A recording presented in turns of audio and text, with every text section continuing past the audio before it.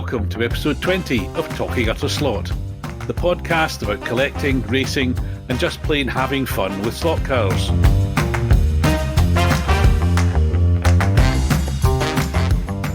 Be it Skeletrix or Skelotto, slot it or sideways, they all bring us joy.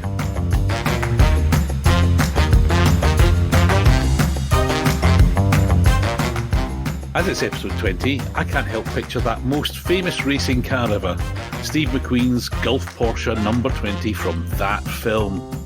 Talking of ruggedly handsome men who live just to race cars, here's my co-host and fanatical buyer of spare wheels, Pedro. This week we'll be hearing the latest from Pedro on his preparations for the big race at the UK Slot Car Festival, which is in less than 2 weeks. We'll be lusting over the latest Fly Renault 5 liveries, marvelling at the size of the track used in the Scale Auto 24-hour race, and hearing my confession about NSR tyres. I just wanted to say that Steve McQueen, the number of times I have been mistaken for Steve McQueen, it's extraordinary. And also, doesn't he do a gesture? Can I do the gesture for you, Scott? There's the gesture from Steve McQueen. Do you know the origins of that gesture? Well, it was in Le Mans. I mean, it was he introduced it, or was it the English Bowman? It's the English Bowman. Yes, you see, there you go. Is there maybe for the imaginary Canadian listener and the two Americans, we could give them a little history lesson since they're ex-colonialists? Okay, well, with apologies to any French listeners. Oh my God! Yeah. Oh, we have to be careful now. We have to be careful. But a long distant past, when England, Britain, call it what you like, was at war, and looking like it was going to be defeated, it came up with a secret weapon called a longbow, which could fire much further than, presumably, what would hitherto be known as a short bow. Anyway, the reason for the two-finger salute, which is famous from the end of the movie Le Mans, if you're unfamiliar with it, is the bowmen would wave their fingers at the French to indicate that that's what they were. They could still pull back, because if they were captured, the French would chop their fingers off. So anyway, that's the waving of the two fingers to say, I'm going to fire a big long arrow into your head. So. Do they chop the fingers off and then coat them in garlic and have them to eat with a baguette? Is that bordering on xenophobia? I think it might be, or racism even. It's bordering on cannibalism, but we'll move on. I think. I think we need to pull it back, Scott. We've gone right off. Who knew 2 minutes in and we're into cannibalism? Anyway, let's, slightly worryingly, I'm going to ask you to tell us about your preparation for Gayton. Have you eaten any of your competitors? No, there's an idea, which I won't pursue. You've caught me out again. Okay. Preparation. Well, my preparation's been slightly stymied. That could be the word for today. Stymied. Because I've been trying to fit tyres. I'm trying to fit aluminium hubs. Oh, this is very tedious. The Mandretti. Do you know Mandretti, who drove for Ferrari? Famous driver for Ferrari, Mandretti. The Mario Andretti Policar 312, which I bought as an excuse. I entered Gaydon's F1, I think, race as an excuse just to buy another car. So I bought the Ferrari. I didn't go with the Jackie X car because the front looked a bit wibbly-wobbly and dangerous, and I've already busted my Lotus 72 wings multiple times. So I went with the Mario Andretti one and didn't realise that the hubs, we've covered this, I think, but the hubs are smaller on the Mario Andretti car than the standard fare from the other March, the Lotus 72, yada, yada, yada. So I'm now struggling to get tyres on that meet the minimum diameter requirements as set out by that Conti Roland on slotforum.com. So my preparations have been stymied. I have some tyres on hubs ready to rumble. I have some inserts, but it all looks a bit odd. And if I go with a certain set, then I can't meet the minimum diameter requirements. So there's a outstanding question on Slot Forum of what do I do, Andy? That's my preparation. And so just to clarify for the non-race prep ones amongst us, i.e. me and the rest of the audience, what This is not just an aesthetic question, is it? The sort of size. There would be some performance advantage from having little wheels, would there? Well, you got me there. I mean, I know there's a performance advantage when you have little wheels and a magnetic effect from a motor, because then you get some magnet traction happening if you keep your motor low enough to the rails. But I don't know whether it's. I need to be careful what I say, but Andy strikes me as a man who likes a bit of authenticity and accuracy, and so I suspect the diameter ruling has something to do with that, but I don't know. The other thing I could say about my prep is that I used to think I prepped carefully the complicated, the fiddly gear train that you have in a Policar F1. I don't know if it's a step up or a step down gear arrangement. I'm not that clever. I used to think I took care over those, but I have gone to the nth degree for this because I'm taking this seriously. I'm not mucking about. I'm looking for a podium, as we've already discussed. And so I've stripped it down. You'll be able to see the podium at the end because it'll have 3 guys standing on it. Oh, you mean when I aim for it? Aim to shoot the people on there with my longbow. That's called a callback. In the trade, listeners, that's a callback. So now you've thrown me. Yeah, I have stripped this. I've stripped down 2 gear transmission mechanism thingies, and I've gone to the nth degree in the preparation of them, involving Rizla cigarette papers. And I'm really pleased with what I've achieved. And I'm going to turn up and I'm going to have my ass handed to me on a plate, and I'm going to be so distraught if I don't get that podium. Okay, that's worrying. Yeah, I used to think that I just like entering races, and I just, I was there for the shits and giggles of being in a race. And now suddenly I'm getting rather competitive about it before the event. It's going to be embarrassing, basically. But, and I sort of know the answer to this question, are you going to do any actual testing of driving the car before the race? Well, I don't have the opportunity. I mean, I can't come to you next week and your Policar track. I could conceivably do it the week after. Because I've never raced on Policar, so that'll be interesting. So it's So how much weight do I put in the front? Do I put any weight in the front? Yada yada yada. All these complications. And of course, the other complication that people should give you some credit for is you're not only going to be concentrating using one hand on the controller, but you're going to have a microphone in the other one, aren't you? And you're going to have headphones on because you're going to be broadcasting live from the race. Yep. Yep. Just picture him, listener, with headphones on, little aerials coming out of each side, his microphone in his left hand with a little talking utter slot square thing that they have on TV. Or I could do it in a kind of one of those call center things, maybe where the headphones and the microphone are combined. That would free up my like Michael Jackson when he used to dance and sing at the same time. And I'll do that as well. Spoiler alert, he wasn't singing at the same time. Thriller night. I don't think they're going to welcome my entrance to next year's Policar F1. I might be banned. It'd be quite funny. All these earnest people standing, slightly nervous, standing either side of you, and and I moonwalked, and you come up to the stand and start going. And it's tense here at the beginning of the race. And I'm looking back. You've got to do it. You've got to do it. I love it.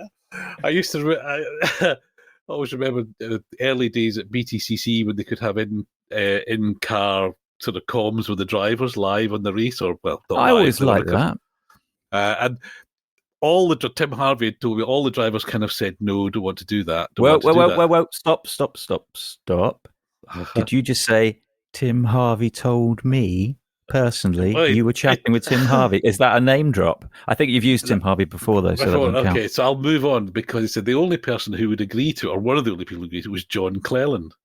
And the reason that everybody did, the rest of them said, I don't want that, because they knew that they were effing and jeffing as they were going along.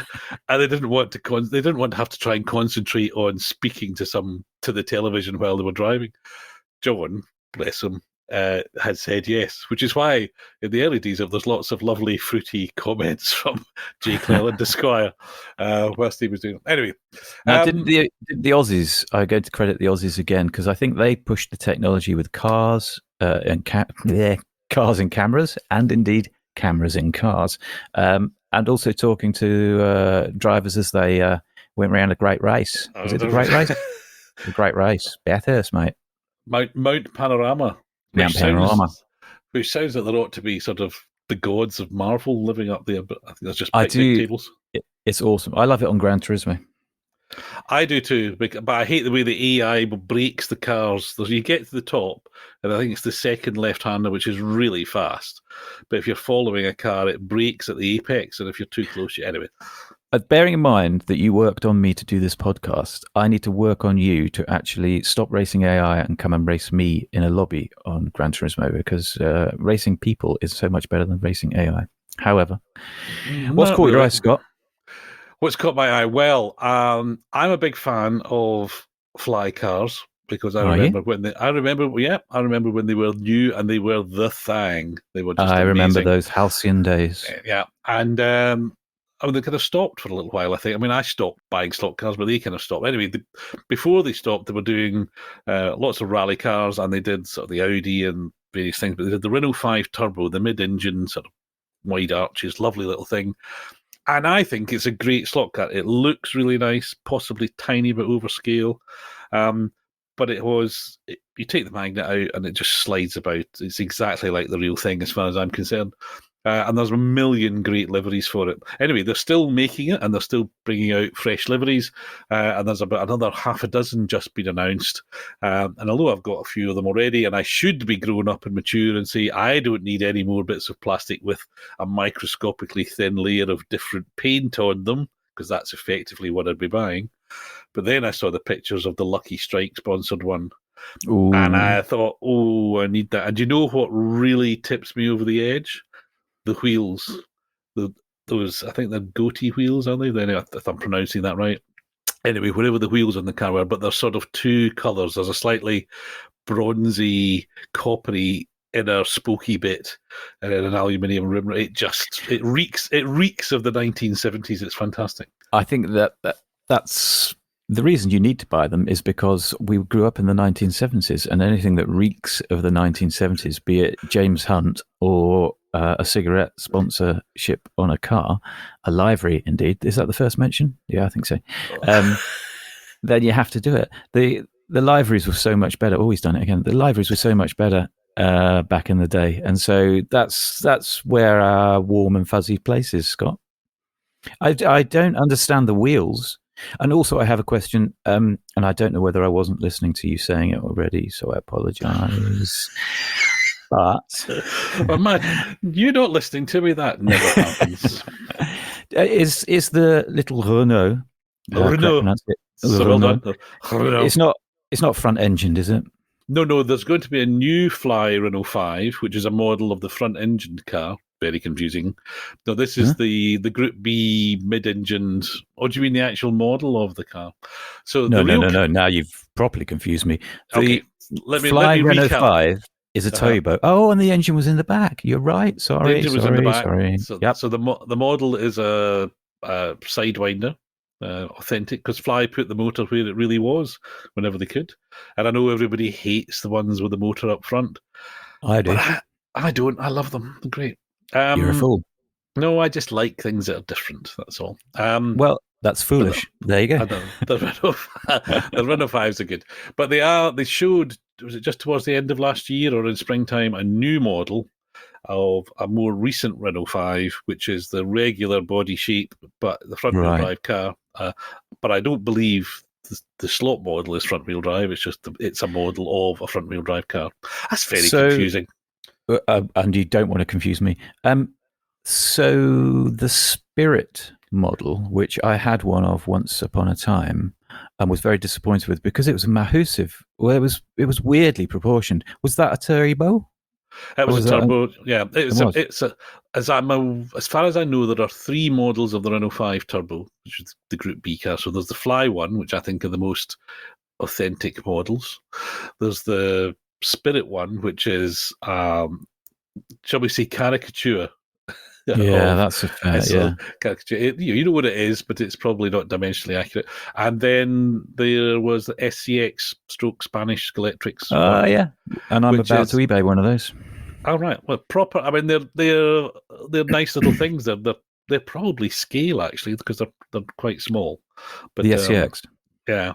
Yes, the SCX is quite. I mean, you put an SCX next to the Spirit, and it's like a double-decker bus has come alongside. Yeah, different thing. Yeah, completely wrong. So I'm curious still, what kind of size hubs? Presumably, the hubs are small on a Fly, so you can't. It's not Euro standard hub. You can't put a slotted tire on it or anything. Why would you want to? The wrong man. I'm asking the wrong man about tires. You definitely are, yeah. Anywho, this is my opportunity to hijack the podcast because you didn't want to mention it, but I do want to mention it. And there's a hook here. There is a hook. Okay. One it'll be brief. We've mentioned the Spirit Renault 5, and I've mentioned the delight of old liveries, and Avant Slot are doing more liveries on their Spirit their incarnation of the Spirit 635, and although you loathe and despise the images they have so far shown, the kind of CAD drawings, which you described in a certain way, which I did write down, but I won't share with the listener. I'll share that with the Patreons. Hey, we don't do Patreons, rather. But they got some corking liveries out, and they're classic. I don't know if they're Spa or where they are, but that sharky shape of the 635 with certain liveries. Come on, Simon, you know you want to do it. You know you want to do it. I can't buy the Avant Slot ones because I just can't. They're not good enough. Well, a bit like the illustrations then.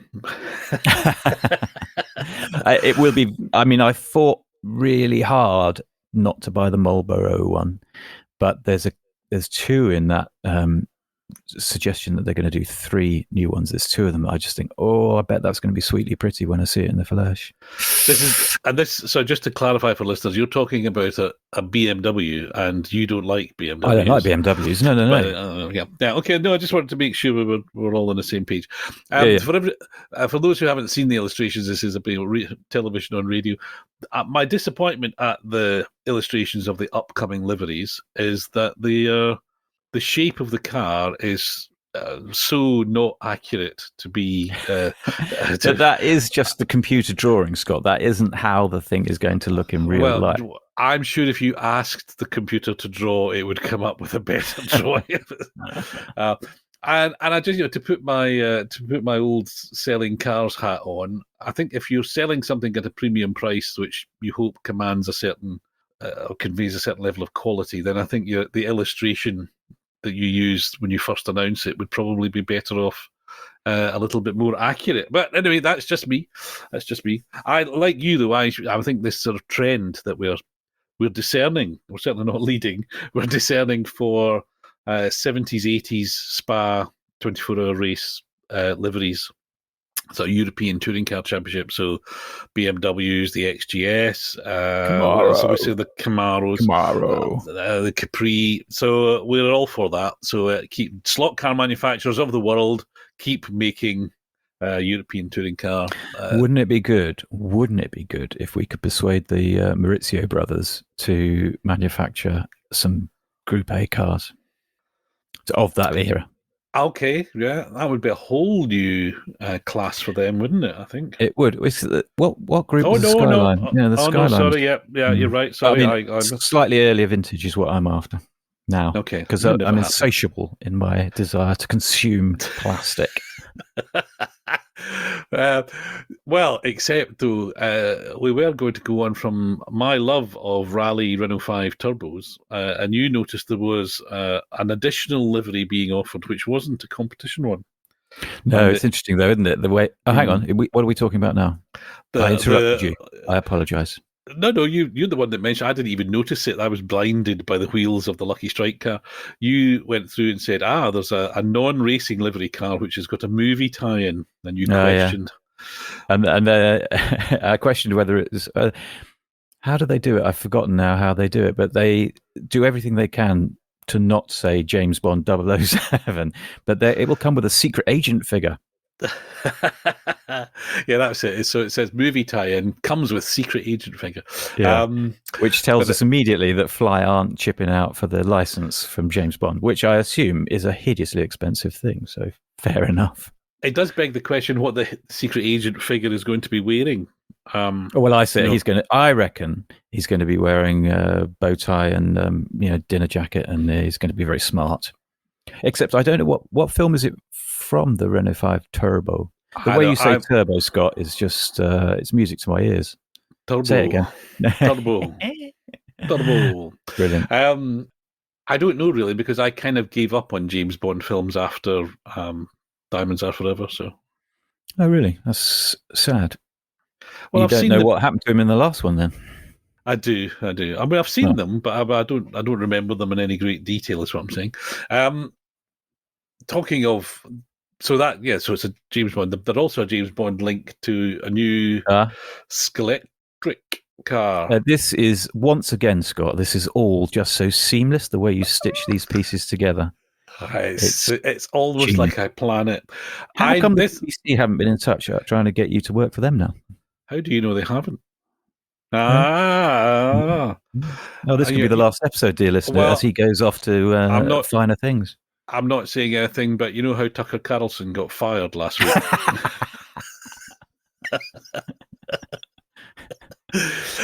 Anyway, moving on.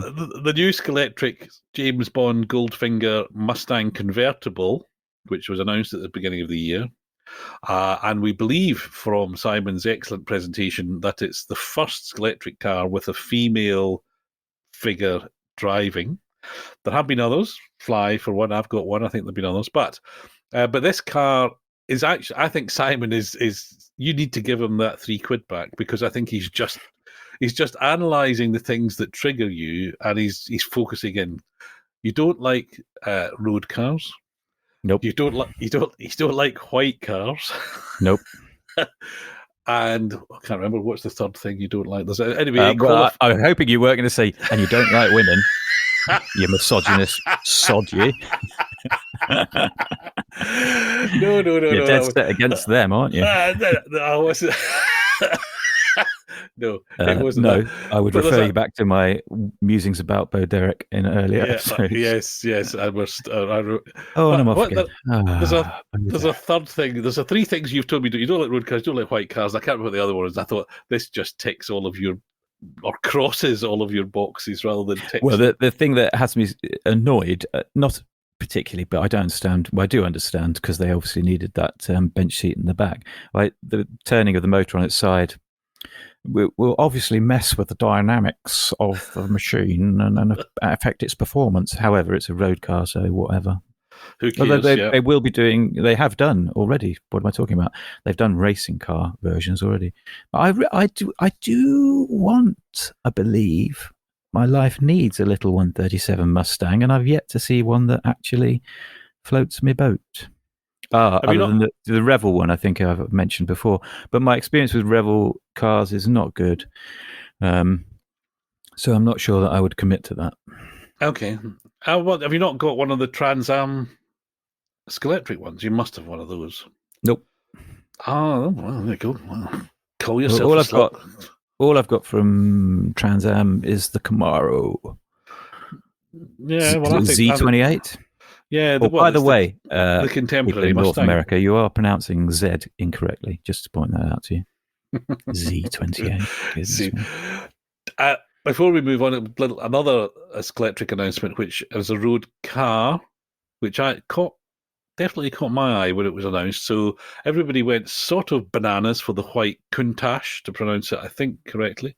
And great. I didn't buy it because I've got an Auto Art one in red. Then there was the red Monte Carlo pace car, which kind of went, ooh, bright shiny thing. Yeah, that was very tempting. But now they've shown actual pictures of the Walter Wolf dark blue Countach, and that there's a real danger I'll have to get one of those. Really? Because it's blue. Yeah, I mean, in blue. I think I'd have gone with the Monaco, correct pronunciation. I don't think it is. I think I'd have more gone with the red one than the blue one. But road that's your cars technically, so no, can't be done. But that's because you've got this theory about needing to see things in the dark corners of a church hall, haven't you?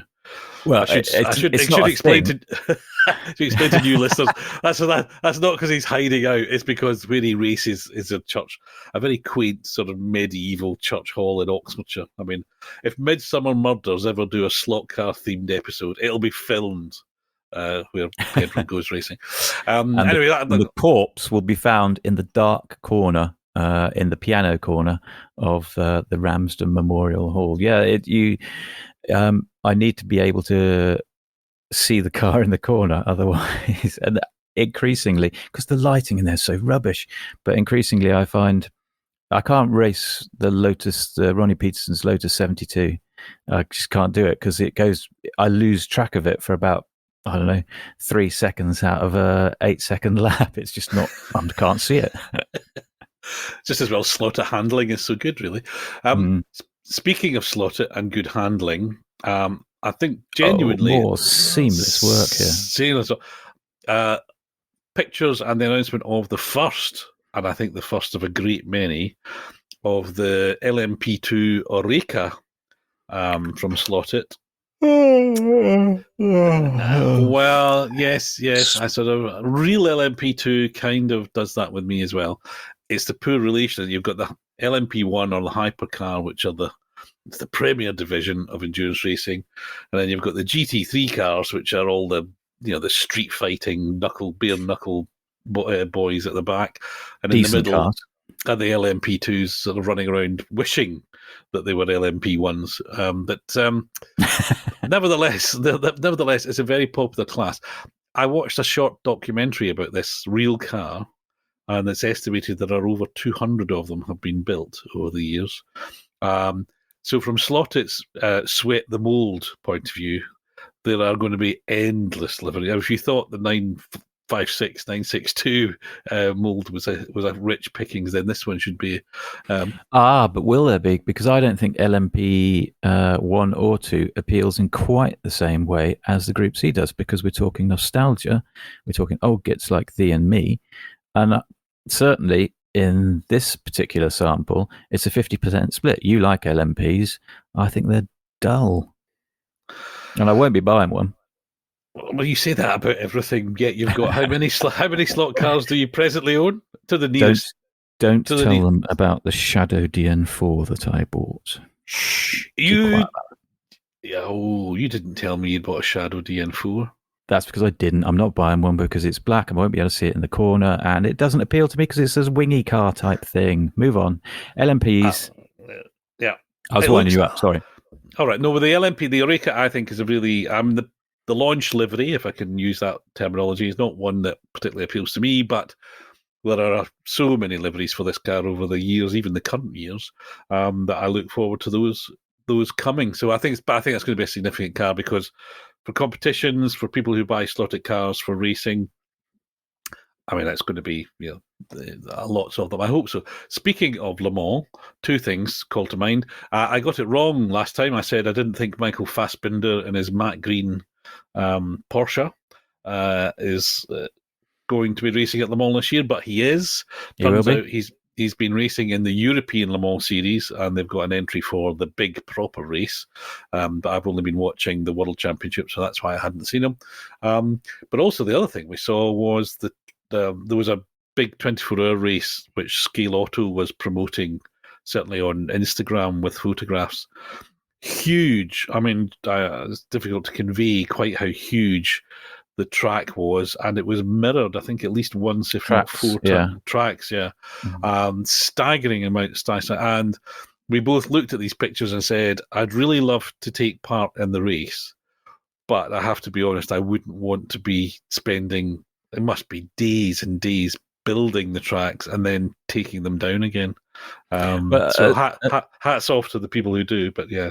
And also, you're going to race, but you're also going to have to marshal, and I think you have to marshal for quite a while. I know in the UK when they do the Le Mans thing, it's all done on the floor. This looked like it was raised, and the marshals had seats to sit in. Whereas I can't remember where it is they do it now in the UK, but you get a yoga mat to lie on, and that's it while you're marshalling. And I don't think from prone is the best way to do speedy marshalling. Also, if it's a 24-hour race, from prone, I'm going to fall asleep. So there would be a lot of shouting at me as a marshal, and I'm not used to that. Nobody shouts at me when I'm marshalling badly. I can imagine. No, I think it's a bit like the rallies, slot car rallies, when you see pictures from Spain of, entire buildings filled with elaborate landscaped tracks. For all the fact that we invented it, I think, can we claim? Did Celtics invent? I'm claiming it's a British invention. Anyway, certainly our Italian and Spanish friends are definitely better at putting on these sort of big race events and big rally events. They just do it all so much better, don't they? I mean, I follow quite a lot of peeps on the Instagram, and when I look at photos that they're posting of their club rooms, they just seem to have fantastic facilities. I mean, I'm not talking McLaren Technical Centre facilities, but we have to meet in a dingy lit memorial hall, and we can barely afford that. These folks have got fantastic spaces, and I get jealous, but I doff my hat because that 24-hour thing that Scale Auto did was quite superb. Did you see the last clip that they produced? Was like a countdown: 5, 4, 3, 2, 1. The race is over. And then I commented that as soon as it won, there was a mass bundle for the door because nobody wanted to help pack away, which is typical of the British club scene. Well, I apologise, dear listener, if I've got a new microphone, I've got a new setup, I've got everything here, and my stomach is rumbling like a loon, and I fear the microphone might be picking it up. So I apologise. That was a beautiful, wonderfully, wonderfully clever way of working in your new kit announcement. Well done. Well, I hope it's made a difference. I see I'm going into the red there, actually. I've got a little flashy thing that tells me I'm going into the red. That actually, maybe I've been in the red quite a lot. Anyway, but I tell you, my microphone is a slotted microphone. In that, what? It's a I can't pronounce the actual name of it, but it's a C1. And that's the type of tyre they do. And the box of tricks that it's plugged into is M Audio, and that's like M Sport. So I've kept it car. Well done. This is like me when I'm going to buy a new gas boiler, and I'm going to buy a Valiant one because all of those Porsches that the marketing works, boys. It just takes 50 years to come into effect. Now, time for confessions. Are you ready? Are you ready, Father Pedro, to hear my confession? Oh, yes, my son, you have sinned. Yes. The background to all this is Pedro does all the tuning and buying hubs and shaving his chassis. What shaving his chassis? Say it for the audience, please. You mean Sean Connery? Yeah. I don't know if I can shave my chassis. Anyway, I don't do any of that nonsense. I take them out of the box, take the magnet out, and I play with them. But I've had a number of, not necessarily that old, cars which are maybe only a couple years old, 3 years old, where the tyres have kind of gone off. And they're kind of too slip-slidey. It's like driving on ice, which is not that great. And then I heard, in fact, a big shout out to Dave Kennedy on Slot Car News, because it was him that showed what to do. A certain aftermarket tyre that would fit straight on this hub and would solve the problem. So my big barrier to all of this tuning thing is it's just like it's word spaghetti. There's numbers and words and codes, and I don't understand it, offsets and things. I just want a little bit of rubber to make my car go better. So this was great because he gave us the number, ordered them off Sean, cars arrived, pulled off the old tyres, put on the new ones, and boom, 2 seconds a lap faster. Not that time matters, but what did matter, and I should say this is on a Carrera Porsche 911 GT3. It now laps pretty much on same par with a sideways GT3. So I'm excusing this descent into the dark side of aftermarket tuning because it's kind of equaling up some of my cars. Just because I had them in my hand and I thought, I wonder what if. I tried the tyres on the Skeletric 911, my faff car, which I love, and boom. It's so quiet and smooth, and it'll lap almost, you were talking fractions of a tenth or the same as the sideways car. So delighted from that point of view, that thrill of excitement. But I'm stood there going, on the one hand, this is great. They only cost about £1.50 each per tyre, so £3 per car. That's not expensive. And then I looked at how many GT3s from Carrera and Electrics I've got, and I think, that's quite a lot of tyres. And then what about the Group 5 and whatever? So I feel as though I'm walking along the edge of a precipice. And No. And it's a little bit crumbly. That sort of where you're footing, and that the foot kind of slips and some rocks crumble and go down. Okay, so you think you're on the safe side still. I was listening to all that and thinking, oh, he's fallen. He's one of us now. He's going to be talking about torque and magnetic effect of different motors. He's going to be sorting his gearing out, and then he'll go the full hog, sadly, and be lost to us because he'll be involved in 3D printed chassis, and we know that. We know where that goes. No. Well, do you know? I just realised, and this is a self-denial, of course, because earlier in the year I bought a true speed controller. Have you plugged it in yet? Have you wired it up yet, Scott? Well, I used it. I've used it twice. I used it yesterday briefly. Had a very pleasant afternoon talking nonsense about slot cars and all sorts of other stuff. And with friend of the show, friend of the show, Dopamine, as he's known on Slot Car Forum. Well, it's not Slot Car Forum. It's Slot Forum. Oh, Slot Forum. The best. I should know because we were involved in setting it up. Yeah. What am I, member number 7 or something? Yeah. I thought I was 7. Oh, maybe I'm 8. They don't show the numbers anymore. After the software update, we lost our medal. I was there before it existed. I was like, one of quite literally. Anyway, enough of all of that. So that was good fun. So yes, I have, the point I was making is that sort of somewhat subconsciously, I've bought a controller with knobs on. I'm buying NSR tires. Yeah. And all the time, if you actually wanted to go faster, Scott, what could you have done? Turn up the voltage, which I do actually. My track, I still Policar little standard wall wart transformer thing, and I regularly, when I get the old SCX cars out, or even the older electric ones, bang it up to 12 volts and bring the old dinosaurs to life. It's fantastic. Oh, you give them a full 12 volts, do you, Scott? Do you? Do you, Scott? Do you? Give them 12 volts, do you? Sometimes. I don't want you to tell anybody this, but sometimes for the really sleepy ones, I go all the way to whatever it is, 12, 14 or whatever it goes up to. Have you? On all seriousness, I think this is one of the genius things in the Policar set. Is it's a little transformer. It's not much bigger than a plug, and they supply it with a little key, which is just like a screwdriver, really. And you just click, and you can go all the way from I think 6 to 14 volts. And I heard that was in order to, could be urban myth, but that was in order to make it possible for kids to not get super disenchanted with the fact that they were spearing off at silly speeds. You can turn down the voltage, turn down the speeds, keep them involved, slowly build it up.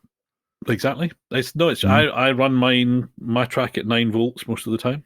Plenty fast enough. Those Maurizio brothers know what they're doing when they're not doing plumbing. Did you get the reference? I got the reference.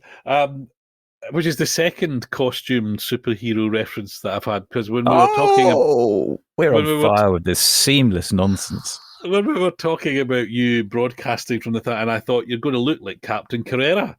And for those of you who don't know, there is a Captain Carrera. He's a promotion figure, and you can even buy a scale figure for the layout. And he's got a red and black suit on, typical superhero stuff. But he's got coming out of, I think, his chest. He's got cables and he's got controllers in his hand. Has he? I didn't see that. Oh my Lord! And I think his head, is his sort of helmet, if you'll excuse the expression, is a kind of stylized controller. I looked at that and thought, what the hell's that? Some kind of weird Russian army general thing. So No, I have think to. I think if anybody from Carrera is listening, and there is still time, Pedro is going to be racing at No way am I Gayton. wearing that. If you'd like to send us one of the promotional costumes with the built-in muscles, then That would be needed.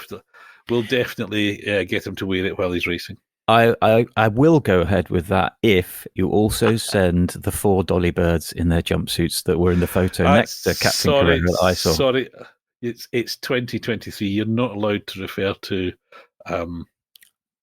women as Dolly birds. I am a totally unreconstructed male of the species. Soz. Hang on. Dude, please tell me that the cables for the controllers that come out of his chest do not start in the nipple area. I'd have to Google. I haven't got a Captain Carrera to hand, no. which I think is a good thing. And I applaud you for that decision. But I'm sure if you Google it, but there's also there's also a Skeletric superhero. And I should do the research before we do the show. But one of the catalogues back in the 80s, I think, they utilised a kind of strip cartoon format. And there was for want of a better description, Captain Skeletric, who featured sort of saving the world using that year's new products. Almost inevitably using a Porsche 911 Turbo, because I think that was in the catalogue for longer than any other car. But yes, I've got it somewhere. Again, it'll be one of your carrier bags. It'll be one of along with a single plastic hay bale. There's a lot of stuff in carrier bags. I did find I had cause to dig out the catalogue for 2007. As you do, I'm sure you found the same thing. What cause was that? Why were you suddenly driven like a man possessed to go, I must find the catalogue for 2007?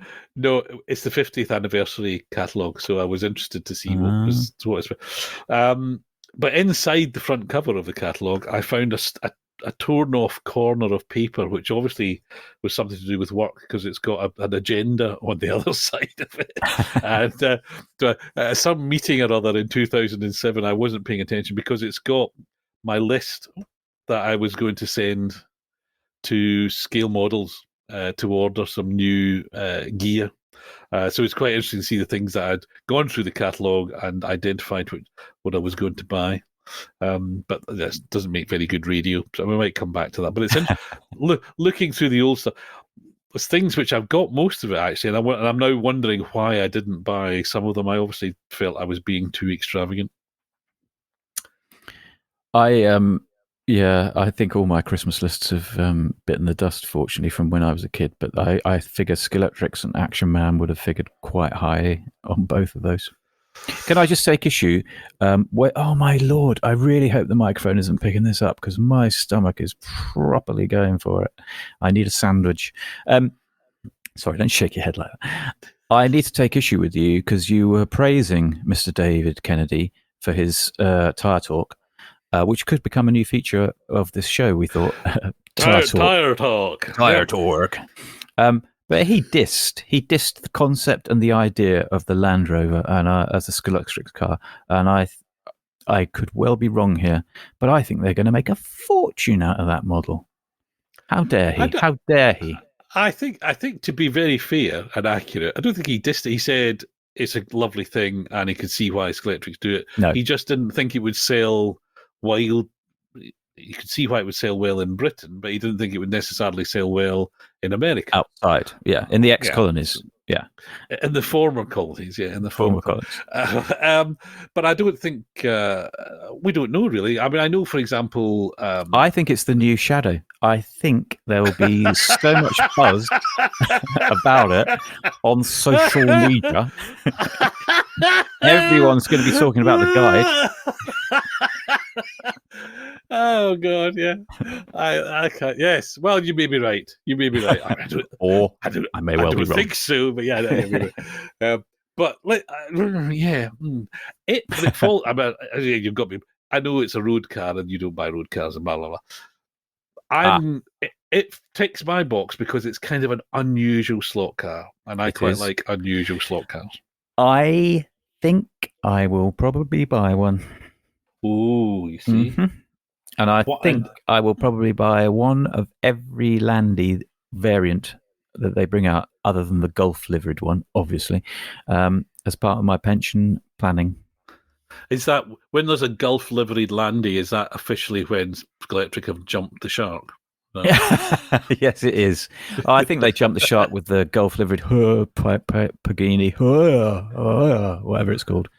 No, they jumped the shark with Golf ages ago. Oh, shabby is as shabby does. As my mother was wont to say. This harks back to what we thought people bought in airport lounges, but anyway, they clearly sell them. They wouldn't do them if they didn't sell them. People are fools. I mean, some people listen to this, and then some people actually produce this. So, who's just invested in a whole load of new equipment for it? How many slot cars was it? I mean, you don't tell. It's too vulgar to ask what it cost. But how many slot cars? Your scale. My scale. Are we talking a Scalextric car? We're talking more than 2 Scalextric cars, although I'm struggling to exactly remember how much a Scalextric car is. 1 and 3/4, 5/8, 6/7 of a slot it. So it was an investment. So we really need people to buy that merch, Scott, and sign up to the Patreon. The merch is available. What's the thing Dave does? Dave does buy me coffee or something. Is that a way of getting money out of people? Well, it is. For no return. Zero return. No, there's a thing called, I think it's Buy a Coffee. So it's a website that you can sign up to, and somebody says, I've enjoyed what you've done. You've entertained me for 45 minutes. They have, $2 or $3, whatever, the price of a coffee. So, because we like to think this is just like sitting down in Starbucks and listening to 2 old farts talk about slot cars. I will never sit down in Starbucks. How dare you? Well, you My always stomach's stand really up. going for it. I do apologise again. I hope this new microphone isn't that good that it's picking up all this rumbling. Well, maybe is there a British version of Buy Me a Bitter or Buy Me a Cup of Tea.com? Buy me a cuppa. Well, if there isn't, get this afternoon's task, dear friend, is for you to register the domain name and get on with building it so we can fund. No, because I've got to finish rebuilding the Oxford website that I destroyed ages ago and haven't got around to building. I'll do it, lads. I apologise. I'll do it tomorrow. But only after he's had a sandwich. What are you going to have on your sandwich? I've got some ham. I'm going to hard-boil some eggs and some mayonnaise, but I haven't got any avocado. And I do like me avocado at lunch. That's quite posh, actually. I'll just have some toast. Anyway. I'll have my avocado on toast. Ha-ha! Oh, very cosmopolitan. Right, enough about food, enough about all this nonsense. He's more delirious than usual because he's hungry, so we shall call it. We shall call it a day. Episode 20, the Gulf Porsche of Talking Utter Slot. I'll say goodbye. Thank you for listening. Next week, we're going to be talking about what we're going to buy at Gaydon. What you're going to buy, because I'm going to be too busy getting to the podium. Maybe. Say goodbye, Pedro. Goodbye, Pedro.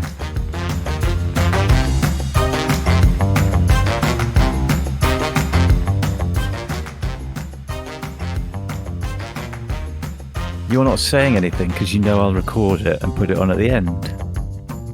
Yep. That'll do.